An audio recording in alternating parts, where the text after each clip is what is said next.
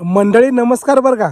मंडळी कसं झालंय, 8 दिवसापासून ना आमच्या मालकींची ना तब्येत एकदम बिघडली आहे. तिला कणकण आली आहे. काय झालंय काय कळना.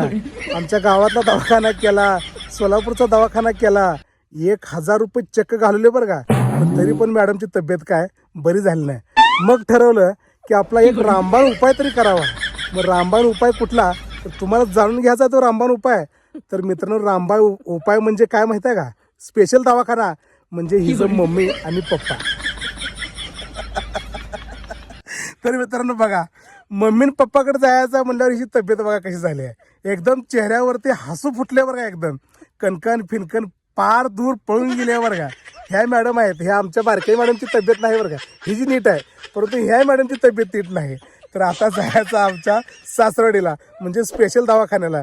आईला खरंच ना, मी पहिले 1000 रुपये दवाखान्यात घालण्यापेक्षा पेट्रोल पंपात जाऊन गाडीमध्ये 100चं पेट्रोल घातलं असतं तर आणि आपल्या सासरवाडीला गेलो असतो ना, तर माझं खरंच 900 रुपये वाचलं असतं ना. स्पेशल दवाखाना जाणून घ्या.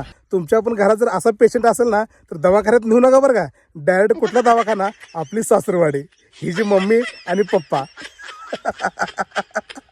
कसं आहे, कसं हस वाटायला लागलं हा. कुठे गेलं दुकानं? जायचं का मग? चला.